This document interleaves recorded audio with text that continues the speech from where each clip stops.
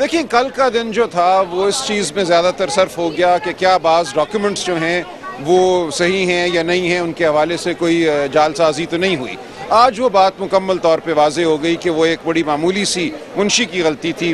हमसे पहले वकील साहब के एक डॉक्यूमेंट को दूसरे के साथ लफ कर दिया गया था। तो उस बात के ख़त्म होने के बाद आज मैं समझता हूँ खालिस्तन कानूनी बहस हुई और उस हवाले से जो हमारे दलाइल थे वो अदालत ने नोट किए और हम काफ़ी पुरुमीद हैं और पहले भी बिल्कुल बात कानून के मुताबिक ही चलती रही है। तो ये मामला अब खुशउस्लूबी से तय पा गया है, फैसला अदालत ने करना है जो भी हो, लेकिन किसी को ये मैं समझता हूँ गिला या शिकायत नहीं हो सकती कि उसकी बात सुनी नहीं गई, उसका मौक़िफ़ सामने नहीं आया। अदालत ने यह कहा है कि जो फैसला भी करना है हमने कानून के मुताबिक करना है, बाहर जो हो रहा है हमें उससे कोई सरोकार नहीं है। फ्रीक आपस में जो एक दूसरे को कुछ कहना है कहता रहे, लेकिन हमें कुछ ना कहें। लेकिन एक जो बात है कि जो 20 अप्रैल का फैसला था उसमें यह कहा गया था कि अगर प्राइम मिनिस्टर की डिस्क्वालिफिकेशन का इशू राइज होगा हम उसको ज़रूर कंसीडर करेंगे और इस हवाले से कोई हुक्म जारी करना ज़रूरी हुआ तो उन्हें बुलाया जाएगा। लेकिन हमने देखा कि आज तीसरा राउंड मुकम्मल हुआ, उन्हें बुलाया नहीं गया। आप क्या कहेंगे?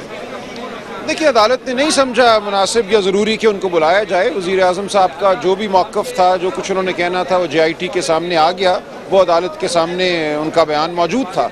उसके बाद उनको बुलाने की ज़रूरत नहीं थी और इसीलिए ग़ालिबन अदालत ने उनको नहीं बुलाया। अब जो मामला है 184(3) के तहत फ़ैसला होगा या ट्रायल में बात जाएगी, ये हमें जल्द पता चल जाएगा। और बहुत से मामलात तो नज़र आता है कि ऐसे हैं कि उनके हवाले से 184(3) में फ़ैसला नहीं हो सकता, ताहम इंतज़ार करना पड़ेगा। अदालत ने ये भी पूछा भी था कि जो आर्टिकल 62-63 के इश्यूज़ हैं कि क्या ये सुप्रीम कोर्ट के दायरा अख्तियार में आते हैं या इलेक्शन कमीशन के दायरा अख्तियार में।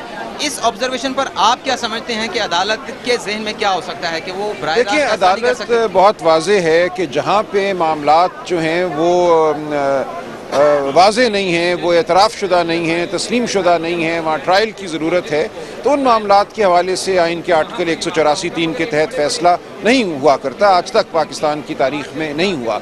और बहुत से मामलात ऐसे हैं जिनका ताल्लुक पिटिशन से नहीं था, JIT की तहकीक या तफ्तीश के दौरान वो मामलात सामने उठे हैं, उनके हवाले से उन्होंने कहा कि ये ज़रूरी है कि दूसरे फरीक को मौका दिया जाए जवाब देने का, और वो मौका जो है किसी मजाज इदारे के सामने होगा, दूसरी अदालत में होगा। तो ये एक बड़ा ये अंसर है इस तमाम आज की कार्रवाई का कि अदालत ने बार बार ये इस बात का इजहार किया कि बहुत से मामलात ऐसे हैं जिनके लिए एक तफसीली कार्रवाई ज़रूरी है। अदालत की जानिब से की गई है कि जो जजेस हैं उनके लिए कॉन्स्टिट्यूशन के अंदर जो है वो बार मौजूद है, आर्टिकल 207 के तहत वो कोई दूसरा मुनाफा बख्श जो होता है वो नहीं रख सकते। और ये भी कहा कि वज़ीर आज़म के हवाले से ऐसी कोई बार जो है ये कदगन मौजूद नहीं है। जी, ये एक बात सामने आई, बल्कि उन्होंने कहा यह अनचार्टेड एरिया है, इस हवाले से आइन में कोई वजाहत नहीं है और इस हवाले से कोई फ़ैसला ही आना पड़ेगा अदालत उज़्मा का जिससे ये बात वाज़ेह हो। हमारे साथ मौजूद थे मरियम